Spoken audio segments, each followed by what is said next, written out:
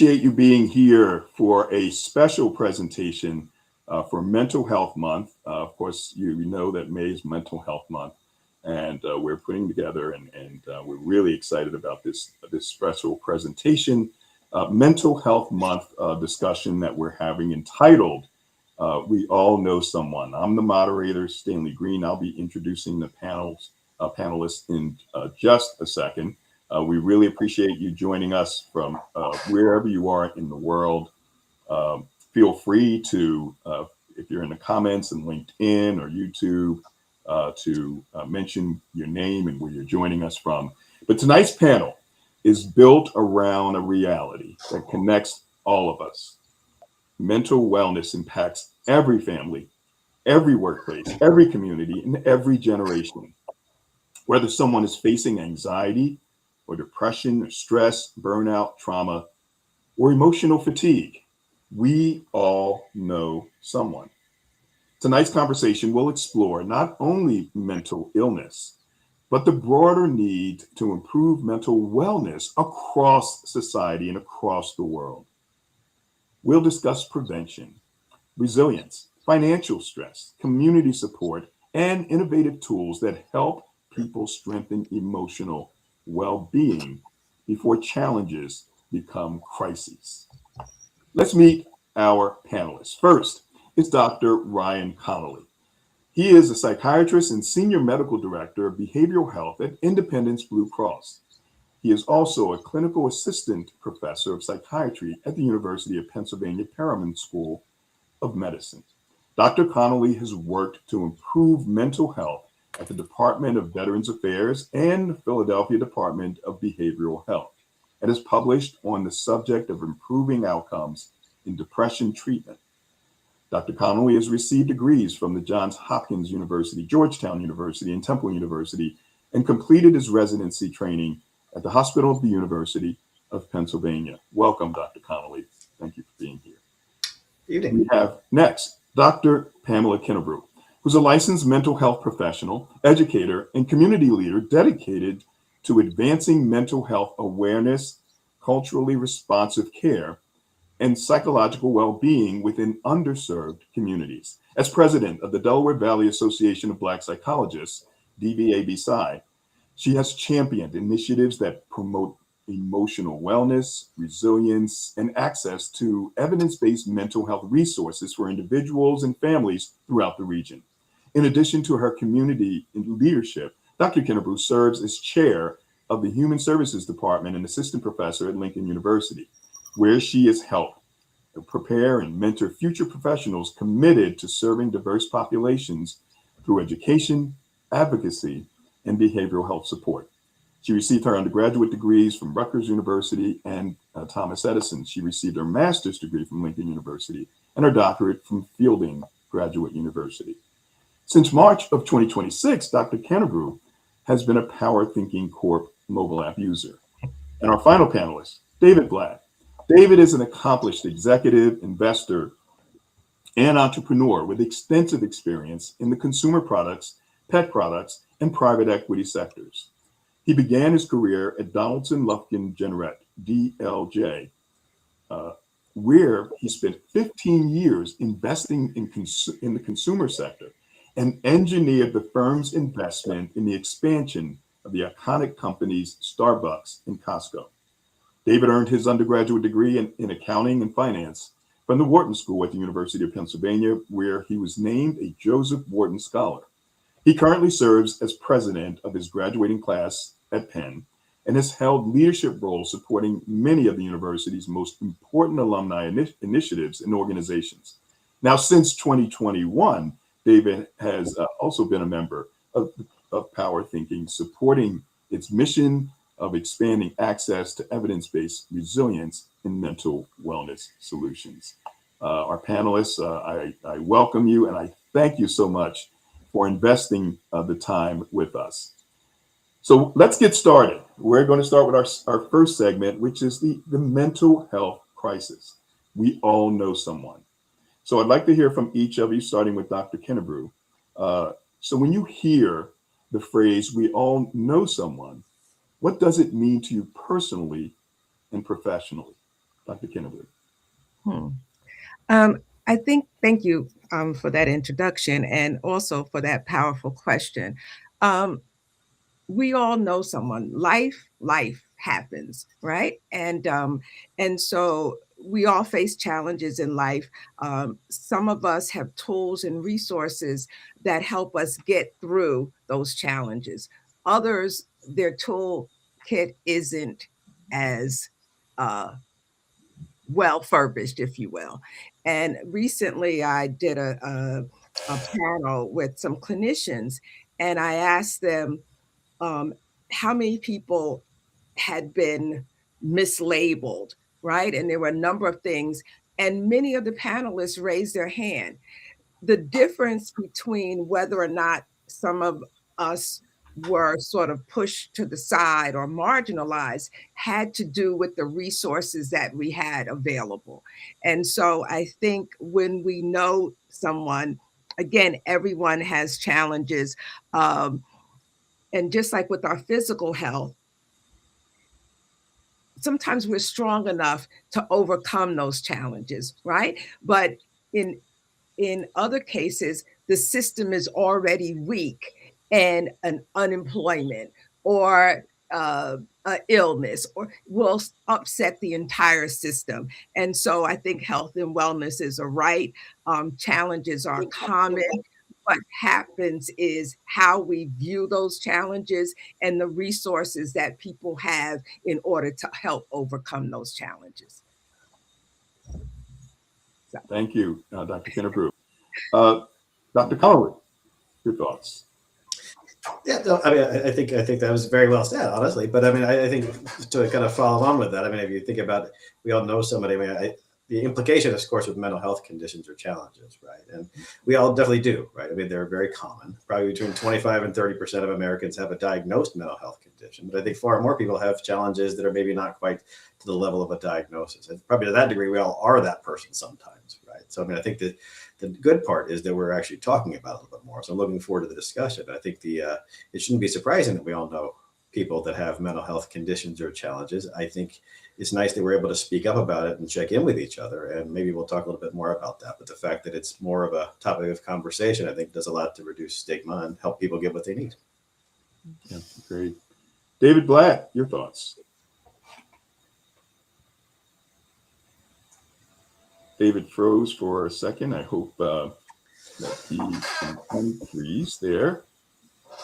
So we will, okay, David froze. So what we'll do, oh, there you are. David, can you hear us okay? David, okay. So David may have a little technical issue. How about now, David? Someone. Yes. Yes. So the question is, what does it mean to you when you hear the phrase "we all know someone" that may have mental health challenges, both personally and professionally? Your thoughts? Oh, David froze again. Okay, so let's do this. Let's go to our next question, Dr. Connolly. What do you believe mental wellness has become?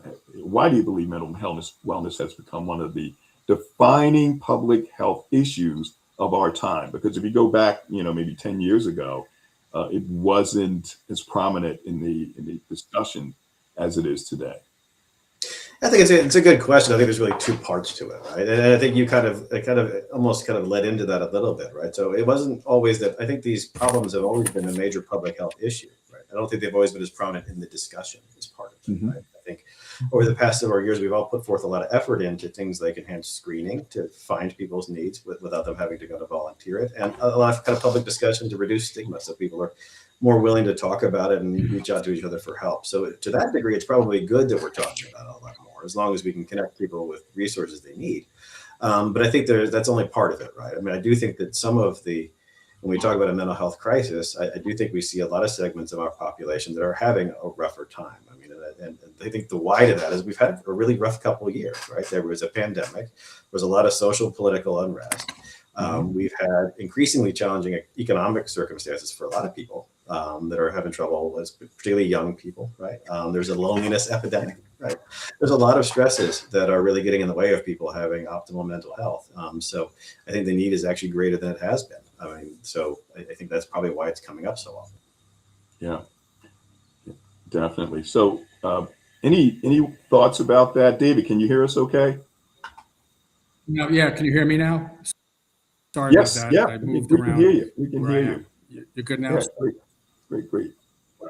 What I was going to say, what I started saying about when we all know somebody, I think that phrase is super powerful because it removes distance from the issue. Mental health is not something that happens over there or to other people, on TV. It touches families, friends, employees, colleagues, students, every part of our lives. And in my career, as Stan mentioned in my intro, is that I've been around organizations, teams, and people under extreme pressure my whole life. And you learn very quickly that people may look fine on the outside, but are carrying enormous stress privately.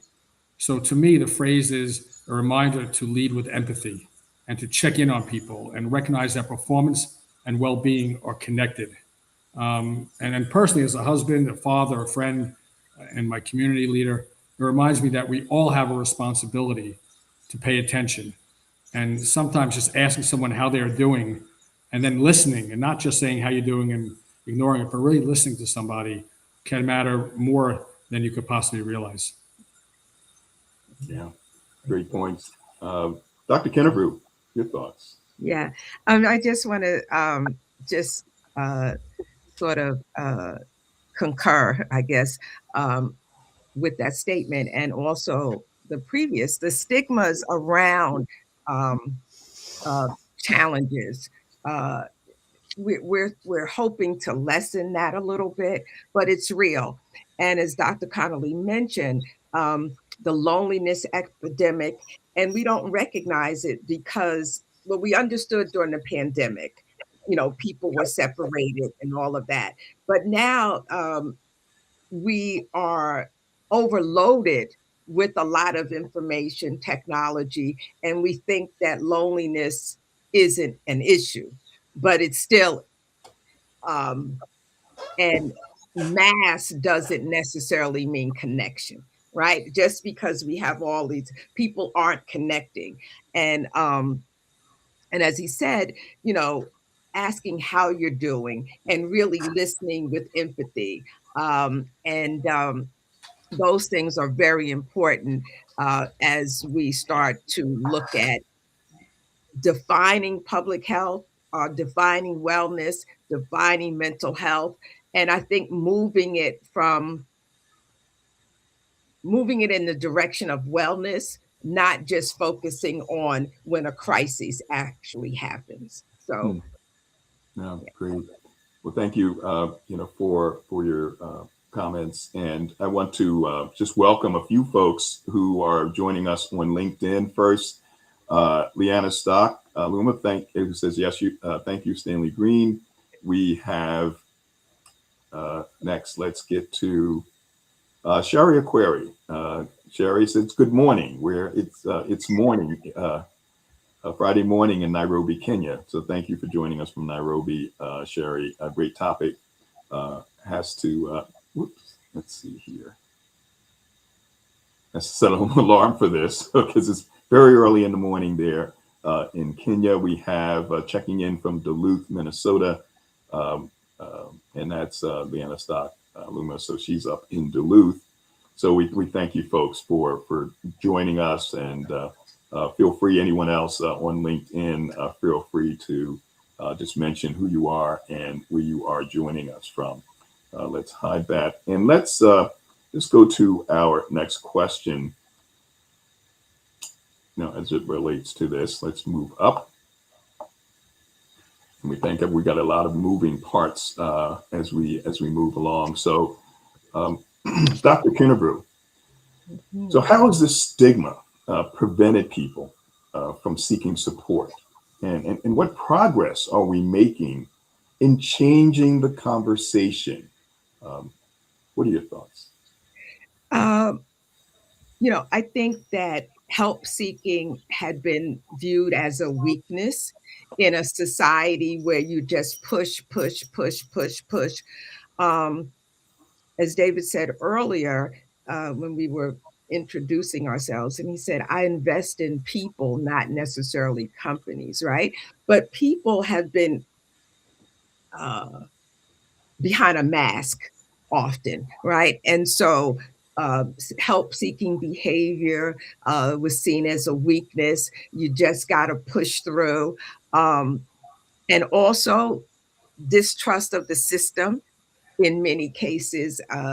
I just remember years ago, I don't remember years ago, but my mother used to talk about how even women going through menopause were often uh, relegated to mental institutions, right? And so not really understanding um, uh, what was going on, afraid to seek help because we didn't know what the solution would be.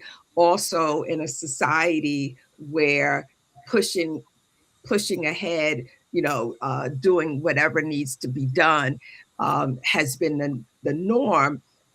Looking or seeking help was seen as a weakness, and and I think that that's one of the things that we have to overcome. And it also is very important that we have these conversations around mental health, mental wellness, and securing our wellness. Um, I think we're making progress in just the fact that we're having a conversation. When you talk to people, therapeutic support is very common. But still, there's a stigma within certain segments of the population regarding help seeking behavior. And we have to work to overcome that. Um, Part of it is empathy, understanding. As our society becomes more diverse, looking at what success looks like, what progress looks like for different communities, and being able to provide help in an environment that's supportive and understanding of those communities. So I think that that will help to reduce the stigma, and the fact that we're having this conversation, and there's so many people who are tuning in, um, that it's real. And I think that's the beginning. We're starting. Great. Excellent. David or Dr. Connolly, anything to add there? No, again, I think she covered a lot of it, right? But I mean, I think the important thing I would note that is that I think there's been a lot of talk lately about overcoming stigma about mental illness and substance use disorders, things like that. I think we made a lot of progress recently, but I don't think we're nearly where we need to be with this, right? I mean, I still think there is I think there's a larger overall feeling, particularly among some demographics, that it's fine that other people may have mental health problems or get treatment. I think it is still hard for people to admit it to others about themselves. I think it's particularly common to have more stigma about substance use disorders. And I think in the workplace, it's still a very big deal, right? And I think a lot of times we end up kind of having these almost performance-based discussions with people when we really need to come from a place of empathy and think about, like, how do we have a psychologically safe environment for people to bring their kind of mental health challenges to us so we can maybe be more supportive and empathic in that way. So there's a lot of work still to do, I think. Yeah. Absolutely. And David, I know certainly in the business world, there's probably bigger stigma. Totally. Yeah, Totally. than just with the regular society around mental wellness. Can you speak to that? Yeah, I mean, they both hit it on the head, and it wasn't that long ago. You mentioned that your mother, your grandmother, and it was when I first started out, 35, 40 years ago. It was like that, where any kind of admittance of anything like this was a sign of weakness, and you were relegated, and so everyone kind of hit it, and it was not a common. So we've come along. I think we've come a tremendous way from when I started, but there's still a long way to go. And again, it was so hidden in the back room that it's really important that now it's come out in the forefront and people could act on it.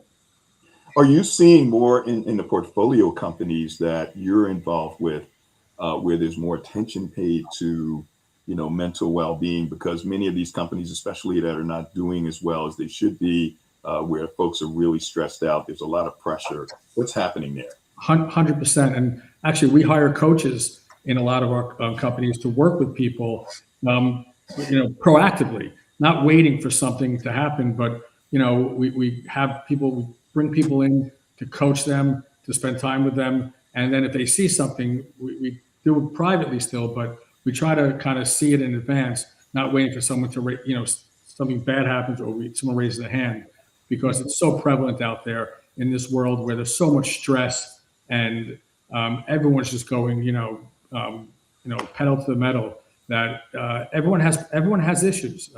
It's not just, you have to make people believe it's not just them. Everyone kind of shows that face, especially with social, not to get off topic, but especially with social media, where everyone kind of looks at, oh, everyone's having the best time, everyone's working this, everyone's doing this. No one shows the bad stuff on social media. So people have to realize it's not just them and raise their hand. Yeah. I think, I'm sorry, I was reminded, thank you for that. So that's very powerful. And I was reminded, Gabor Mate, when we were talking about substance use disorder, and Mate said some people have more socially accepted addictions, right? And so when you look at that workaholic or all of these things, we can mask the challenges that we're facing, right? And, there's an echo. There was a movie, a TV show a few years ago, I think. I don't know, and they had a coach there. It was at one of those fictionalized, I don't know if it's Succession or whatever, but they had somebody there.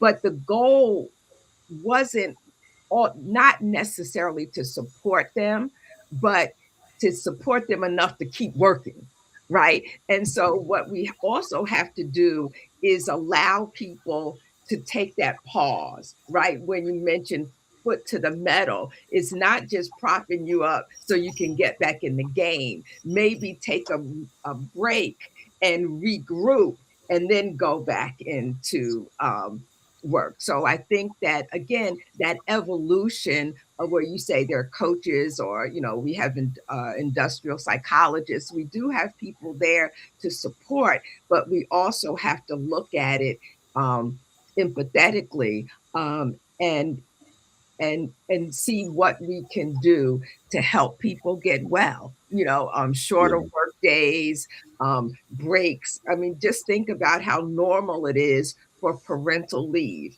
At one point, that was not even a thing, right? Yeah. Or to, so I think we're getting there, and, we're getting there. And Great. That's the first step. Wonderful. Well, let's move into kind of a different area. I remember when we made a presentation, Dr. Connolly, Dr. Kennebrew and I, and you talked about this kind of difference between just mental illness and the focus. The focus up until relatively recently was, to fix people who are mentally ill. But now we're going beyond, and we're talking mental wellness, which impacts, the vast majority of society. So why is it important to focus not only on mental illness, but also on improving mental wellness for that broader population?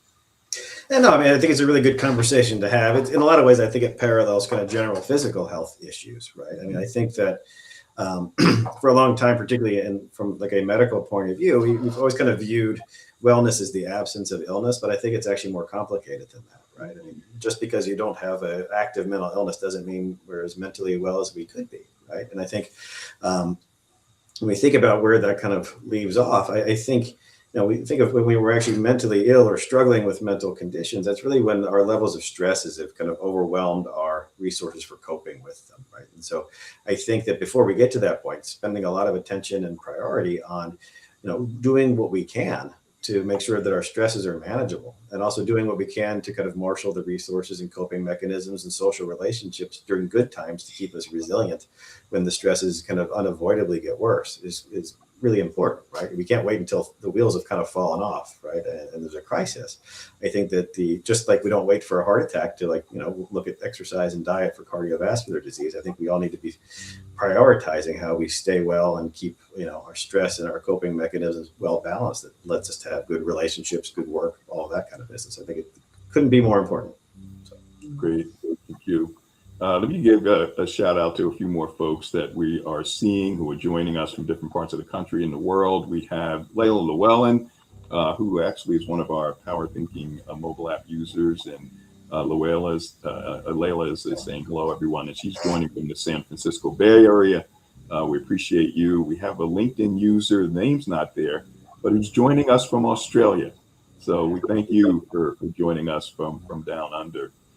Really appreciate it. We have America's Supermom, 15 children. Talk about mental well-being, right? She masters it. Lachelle Atkins, America's Supermom.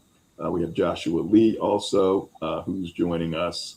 Juliana Taylor, who I think Dr. Kinnebrew is part of the Delaware Valley Association of Black Psychologists. Good evening, joining from Philadelphia. Very important and much needed discussion. So we thank you all for joining in as well. Any other comments from, let's take that.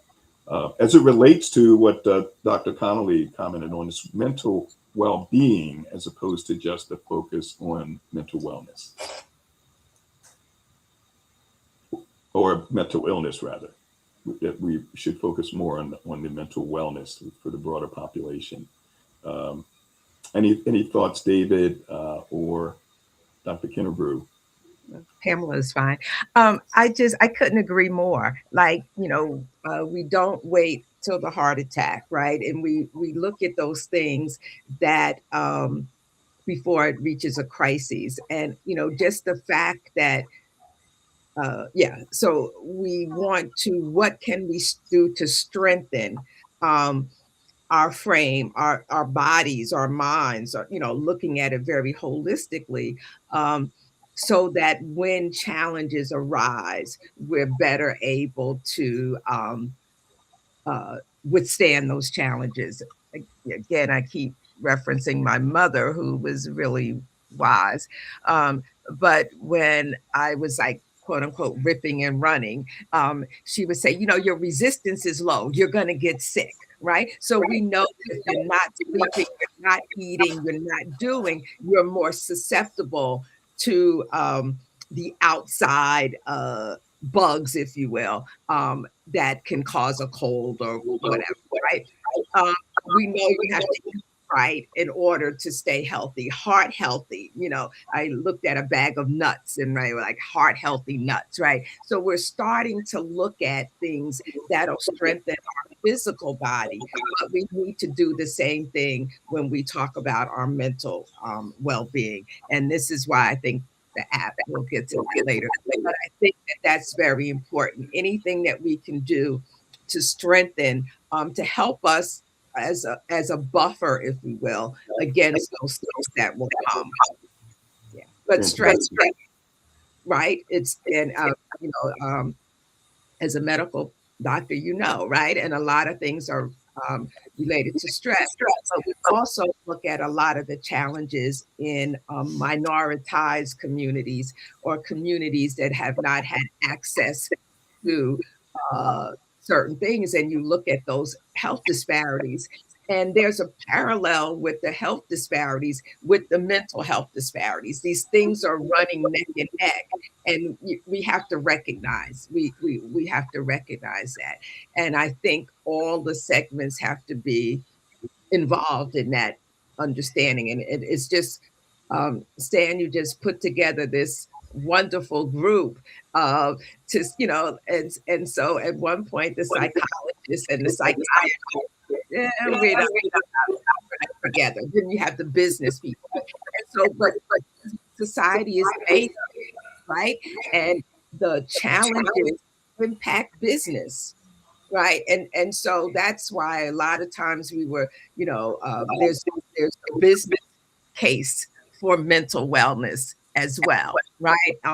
because the financial cost when you wait till the end is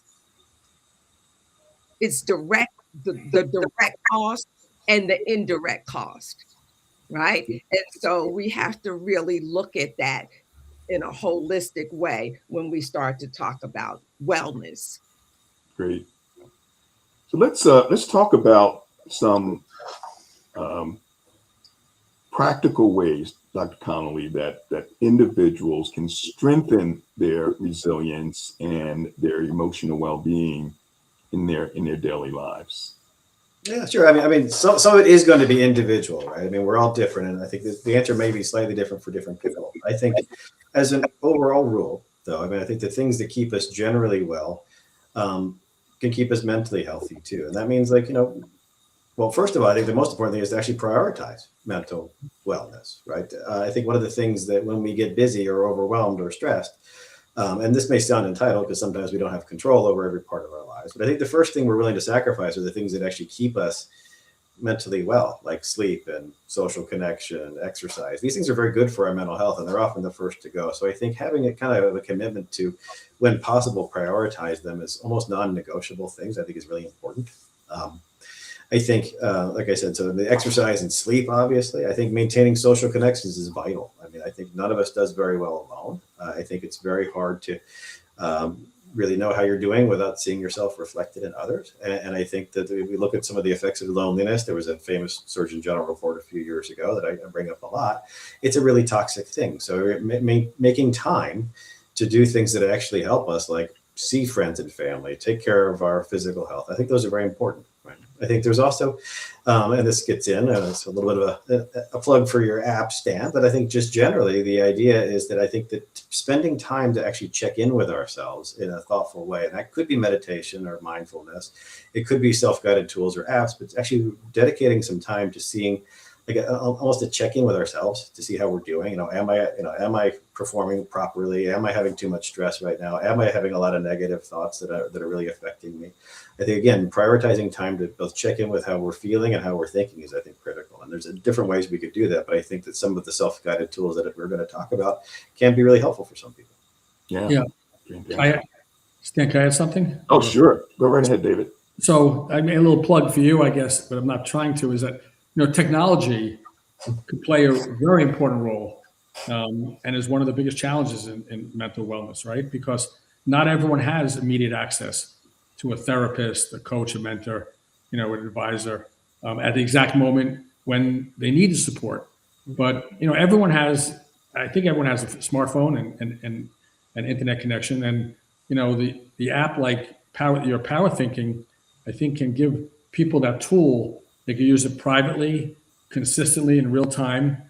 And it really helps, and it's helped me. It helps reinforce positive thinking patterns, right? Resilience, self-awareness, and, better habits before you reach that crisis point, right? I think it's important because mental wellness should not, we talked about before, should not only be reactive. We should, it should not only engage it when you really need it, when you're in trouble. It's a tool that people should use to really strengthen their mindset, every day, every week or whatever. In the same way people, think about exercise or nutrition or financial planning. It's not all of a sudden it's crisis mode. It's something you have to really plan on and do routinely.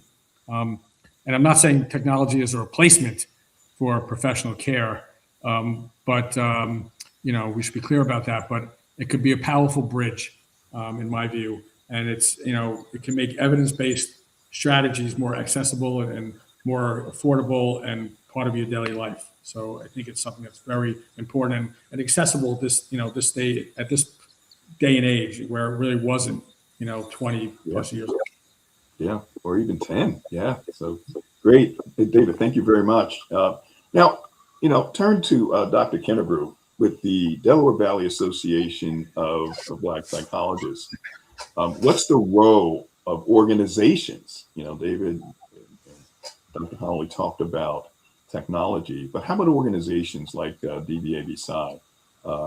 What's the role they play in communities becoming more mentally healthy? I think that moving wellness, mental wellness from this niche that you only go to when a crisis happens, right? And so having awareness in the community, Delaware Valley Association of Black Psychologists, we're not just the psychologists, we're healers of all sorts, right? And so the social workers, sort of bringing everybody in, um, being in the community, letting folks know that support is there for you. And just the conversation, a lot of times when people, again, I go back to the original conversation that we had, uh, dealing with people as people, right? Letting them know that there are people in the community who are interested in your health and well-being. Just like in the medical field, we had community health workers, uh, health education used to be a thing, right? Making people aware, as Dr. Connolly said, about what you can do to support your physical well being. The same thing we do when we want to support our mental well being. Recognizing that it's not something for those people over there when there's a crisis, right? So oftentimes when we think about psychologists or there's still that stigma, right? The shrink, there's somebody going in to fix me, right? But to help people know that we're here to support you. And again, in a way that is culturally uh, uh, relevant. We all know that there have been historically, systems have not always supported everybody, right? And so what we're trying to do is sort of make sure that the structural and the systemic barriers are not barriers to mental health, right? Great. And so that's the role that DVAB-PSI and the Association of Black Psychologists has, right? And so it's not a replacement, Hmm. uh, but it's a container, if you will, of Mhm. culture to make people feel comfortable because systems have not always been comfortable for everybody. And so when systems aren't comfortable, people don't uh, they don't engage in those systems, right? And Yeah. so we know that representation matters. Mhm. So if we can be representative and give Mhm. people the tools that they need, Yep. that's very helpful. And Great. again, I just like the way we're modeling here, Yeah. what it takes for a community to be healthy, because Great. we're only as healthy as when everybody is as healthy as they can be, Yeah. right? And so, Fantastic. yeah. Wonderful.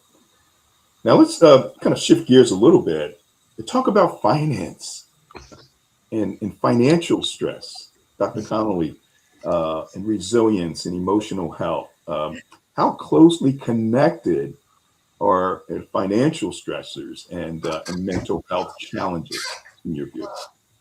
But I think very closely connected for lots of people, right? I think it's fair to say that money can't buy happiness exactly, but not having enough is one of the longest term toxic stresses in human history, right? Mhm.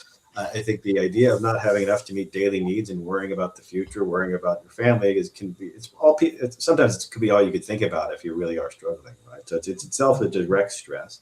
And with that also comes a lot of societal baggage about what this also means about me if I'm struggling financially. Am I a failure? We have a society that does not actually support people that are struggling financially in a lot of ways. We kind of view it as a failure on their part. And so there's a stigma there too, right? And so I think there's a lot of internalized kind of punishment that people give each other or themselves rather, but it's also it's a stressful thing. But beyond that, it also erodes your ability to do the things we were talking about. That's why I was saying that the idea sometimes of proactive mental wellness does have to come from a place of privilege. Not everyone can say like, well, I'm going to make sure I go to the gym 5 days a week and sleep 8 hours and make sure somebody else can take care of my kids so I can have some couple time. And these things all cost money, and a lot of people don't have that flexibility. And so having financial stress actually makes it harder in kind of a trap-like way to even get mentally well or develop the resilience and the resources to deal with those stresses. So it's really pretty much like a vicious cycle. It's a very toxic situation. Yeah. And it looks like what I've read that Independence Blue Cross is doing more to, to help folks and giving them those tools so that, they can identify what's stressing them and move towards, getting that the wellness that they need. Yeah, we've been investing a lot in that for the past number of years. I mean, I think one of the things that we've said, and somebody else brought up, I think, Pamela, you brought it up. I mean, there's a business case for mental wellness and for mental health care. So we've been putting a lot of resources into connecting people with either self-management tools, outpatient behavioral health, other kinds of resources, social resources, even for financial stuff, just to get ahead of some of these things. So I mean, it's certainly not something that we would do alone. I think the entire community needs to be working on these things. But yes, I think that the more we do up front to keep people well, is going to come back as a return on investment for all of us. So yeah. Yeah. So Stan, yes, David, turning to you, your thoughts. yeah, I mean, I 100% agree with what you just said on, financial stress. It shows up at the home first, always, right? And it creates the tension. And I think people feel embarrassed to talk about it and what they're going through. But, from the business side, I've seen how financial uncertainty at home affects people's decision making, right? When people are scared or nervous, they move from long-term thinking to like survival mode, and which is understandable. But it also makes problems worse if they stop communicating and stop planning and kind of feel like paralyzed in a way. So, again, financial stress is not just a financial issue. It's emotional wellness issue. And so solution might not be only dollars and cents, but it also supports structural communication and helping people, to regain the sense of urgency, because it's not just a single thing. It affects various parts of their life. Yeah, great. And Dr. Kinnebrew, so you're dealing with communities who are have higher percentages of poverty to the general population. What's your view on this? So everything that everyone said already, right? And so, so when you look at people who, and in our society, poverty or being poor, there's a stigma associated with being poor, and so you already have that, and so there are these multiple layers of challenges, and even if you have insurance or if you have something like, I don't know who said it, but someone said, when you're in survival mode, certain things go, right? And so the community that's already stressed, there's compound stress on top of stress.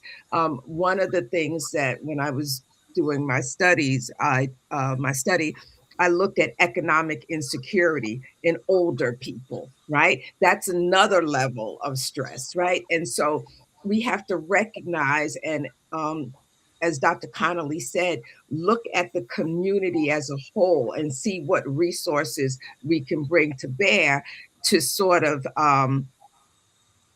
alleviate or at least ameliorate some of those challenges, because the challenges are real.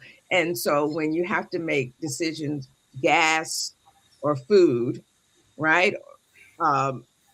That's very challenging. And we need as many supports in the community to help folks get through that. And when you have multiple or compound, we know what compound stress does, right? And so that's a reality. And gym membership is privileged, just like insurance, right? To be able to pay for help is also an issue. So if we can provide pro bono resources, or there are ways that people can get mental health services in the community at low cost or no cost, that's also important. It's going to require all hands on deck. Wonderful. Yeah. Thank you. And let's now go to our final segment. You know, we have our traditional ways for many years, hundreds of years. You know, you have some challenges. You see a professional, but we have a world now where technology is doing incredible things. So, talk about technology, you know, cognitive behavioral therapy, and community solutions. So, Dr. Connolly, so how can the CBT, cognitive behavioral therapies principles help everyday people improve their thinking patterns and their emotional resilience, in your view? I do. It's a good. I mean, and honestly, you probably talk about this a little bit better than I do, but I'll give it a shot, right? I mean, no, I think if you think for those that are not quite as familiar with cognitive behavioral therapy, it's a way of doing psychotherapy. It's really originally aimed mostly at depression and anxiety, but it's been used for a lot of other conditions. But I think some of the principles in cognitive behavior therapy that I think are good even outside of a therapy setting for everyday life are really some of the principles about being a better critic of our own thoughts, right? I mean, I think generally when we talk to other people and they say something, we try to evaluate what they're saying to decide whether we believe it or not, whether it's credible, how we want to think about it. But when we have a thought bubble up in our own minds, we tend to kind of just agree with it uncritically. And we're just as capable of being wrong as anybody else is. So I think one of the good things that I've learned from CBT that I think is helpful in everyday life is to be a little bit more critical of our own thoughts. Just, you know, sometimes we have these what we call automatic thoughts that are maybe not helpful, right? And maybe we need to interrogate those a little bit more, because the next thing we do when we have thoughts is we tend to have reactions to them. And so learning the things that are great about, I think, CBT that could apply to everyday life are being a little bit more evaluative about the thoughts that come up, see if there is a kind of a negative pattern of our thoughts, and see if that's leading us to behave in ways or make certain decisions that end up not getting us closer to our goals. And so I think being able to have that kind of what we call metacognition, that step back and being able to look at how we're thinking, how it's leading us to behave, so we can be a little bit more in control of both our thoughts and our reactions, can let us have a little bit more of a thoughtful and kind of mindful approach to what we're going to do with our lives. And I think that's not just a therapy thing for mental health treatment. That's just an everyday life skill, I think. So I think it's incredibly important. Yeah, thank you. So I'm going to go to David Blatt and then to Dr. Kinnebrew. David, so you are involved in technology companies, all kinds of companies, you know, all over the country and around the world.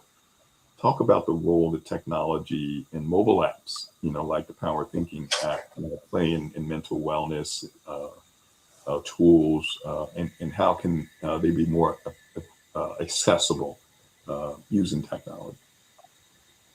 Yeah, well, that's I guess what I tried to relay earlier is that it's accessible to everyone all the time, and to be proactive as opposed to, you know, being reactive. And when times get really tough or things hit the wall, you have to go reach out, and it's probably, I'm not saying it's too late, but I think if you get in the habit of doing, you know, you have the app, the Power Thinking app, where you could use it privately on your own timetable whenever you have those extra, you know, 10 minutes, 20 minutes, whatever it is, could really reinforce positive thinking. And I think it's a simple habit to really pause every day and think about things. You know, this is what I do. I mean, I'm not just saying things. This is what I do. I pause every day. I get up at, you know, 5 o'clock in the morning. I go for a walk with my dog, and that's where I kind of identify things that I'm in control of. You know, what are the one or two things that are in my control today that I can accomplish, not, you know, all the stress coming to me from different angles and things like that. And I look at what's the one constructive thing I could do today, and it kind of changes my mindset. You know, it could be making one phone call, you know, writing down my priorities that I have to get done that day, you know, taking time to breathe and reset. And those small habits, to me, they compound over time, right? And I'm a believer in momentum. You start doing things, you get momentum, and you don't have to fix everything, you know, in one day. If you think you can, you're not going to survive. You know, you need to take one step at a time, take the next steps, and build upon that. That's what I kind of do, and it's worked for me at least. Fantastic. Let's do this. I'm going to, we're getting about the time for question and answers, and I'm going to check in with a few folks to see where they are. We have a few folks here. If you have any questions, folks, write them in the comments. They should pop up here. We have Valencia from Seacane, Pennsylvania. We have someone here from Boston, Massachusetts. Leona Martin, one of our Power Thinking members, and Wax. We have Florida up and others. So if you have a question, we'll scroll through. Feel free to put your question in the comments, or if you're on the phone lines, if you have a question, just here or just hit that star 6, and we'll take your questions. Hey, Stan, let me add one more thing. Sure. Make sure people realize it, that, I don't think resilience is something that you're born with and you have or you don't have. I really don't. Someone could correct me if they think otherwise, but I think it's something that comes from habits, support systems, your mindset, and really practice. And it's tools that will help us respond better when life becomes difficult. Yeah. I really think that it's not you to have it or you don't. You have to build upon it. And like in sports, it's really just practice to get it. It's not something that you say, oh, I don't have that skill set. So I think that's important to people should know that. I completely agree. It's a very good point you made. Absolutely. Yeah, thank you very much. Let's do this before I ask the next. But Dr. Kinnebrew, you had a question, you had a point? No, I was just going to agree. Like, we just build it. And so all of the other things we're being bombarded and, with those automatic thoughts. And, I was thinking sort of the automatic negative thoughts, right? And we got to stomp on those ants, right? And so any way that we can do it on a consistent basis is very helpful. And we can have a choice, choice. It gives us some control, particularly people who don't have a lot of control on the external factors that are happening in life. But at least if I can have a choice and control with those thoughts, that's important. That gives us a level of control and helps to create the life that we want. Right. No one should feel that they have to face and carry everything alone. Everyone faces pressure, right? We all have moments of uncertainty and stress and fear, and there is strength in asking for help. Strength in being honest, and strength in taking small steps. Yeah, exactly. Well, let's do this. Let's go to the phone lines. We have a caller on the line who'd like to ask a question. Carla Hill, thanks for joining us. Mention where you're joining us from and your question for our panel. Welcome. I hit the button a second time and you popped out. So hit that star 6 again, Carla, and come right up and we'll get to you. In the meantime, folks, we'll go one at a time here. Let's see if Carla came back. Okay, Carla's back. All right, Carla. Mention where you're joining us from and your question for our panel. Welcome. Yes, thank you, Stanley, calling from Philadelphia, Pennsylvania. My question is, I hear the theme that this needs to be consistent habits implemented. At what age should we start introducing the concepts and the habits, kind of that empowerment? How could the school system be that partner, or Power Thinking be that partner? How, at what age, and how would that look over the course of time? All right, anyone want to take that? I think we should start early because the negative things are starting early. And so, developmentally appropriate, right? I am strong.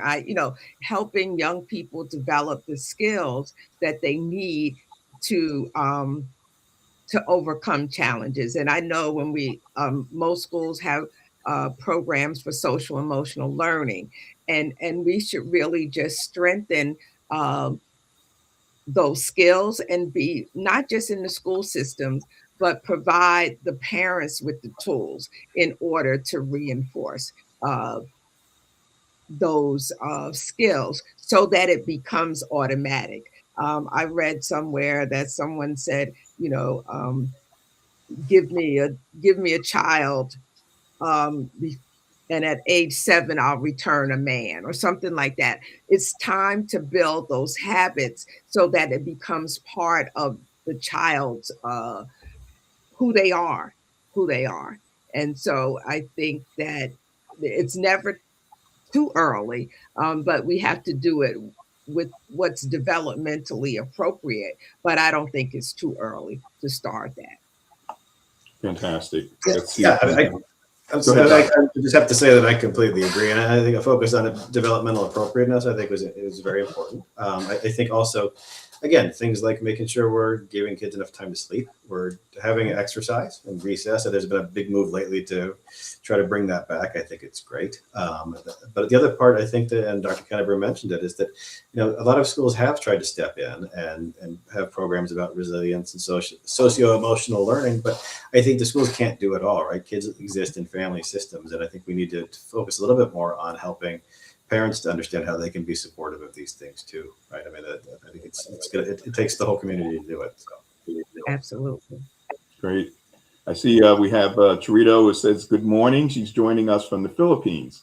So panelists, we're global here. So we have Australia, Philippines, various parts of the world. And I appreciate you folks for joining in and being with us. So as we wrap up, this is a fast moving hour, and panelists, I really appreciate all of your input. I'm going to, let's see if we can bring that back, ask one final question. And let's, we have a few moving parts here. So, yeah. What message of hope or encouragement would you like to leave with this audience, this global audience tonight? Let's start with Dr. Kennebrew.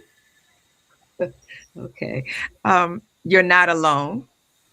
And just like we started, we all know somebody, right? You're not alone. Support's there. There's strength in help-seeking behavior. And there are people here to support you, and reach out for help. You don't have to do it alone. And again, just when you say hope, keep hope in front of you, right? Fantastic. Dr. Kennebrew, thank you. And Dr. Connolly, your thoughts? Well, I think Dr. Kennebrew stole most of mine already, but I think I would just have to agree. I mean, there's almost no mental health condition or challenge that's not fixable. They really are, but almost nothing gets better on your own, right? So I think the key is to reach out for help. I think it's hard to do sometimes. We've talked a lot about stigma, but usually it works out, right? And usually people are happy to help. I mean, I know when people ask me for help, I feel good to be able to do it. And I think most of us do, right? It's just when we're in a bad place, it's hard to kind of connect with that. So I think we just have to remember to check in with ourselves and each other and not be afraid, like you said, to ask for some help. So. Yeah. Reaching out, that's one of our inner strengths of resilience, reaching out for help. David. Yeah. So going last is not good. They both hit it on the head. No one should feel that they have to carry everything alone, period, right? Everyone faces pressure. So my encouragement, I think, is simple, right? Check in on people around you. Be willing to let people check in on you. And don't underestimate our one positive step in the right direction. It's very meaningful, but I think that's the key points right there. Wonderful. Well, I want to thank you all, Dr. Connolly, Dr. Kennebrew, David Blatt, just tremendous insights and ideas. I thank you for taking the time to be with us. It went very fast. And for our audience, our global audience, for those of you who are in other parts of the world where you're getting up, very early, probably 2 a.m. or so, thank you all for joining us. And in my closing thoughts, just keep in mind that tonight's discussion reminds us that mental wellness is everyone's responsibility. You heard that from each of the panelists. Just don't say, well, this person needs help. Connect with them, reach out, and do the best you can to be helpful. It's everyone's responsibility. We all know someone, and because of that, we all have the opportunity to listen more, to support more, and to lead with greater compassion. So I wish you all a great night, a great morning. We appreciate each and every one of you, and make sure that you are, before going to bed or moving forward with your day, reach out to someone and check on them. And see Thank how you. Thank you for what you're doing, Stan. Thank you What all. you're doing is Wow. Appreciate you. Have a great night, everyone, as we end our stream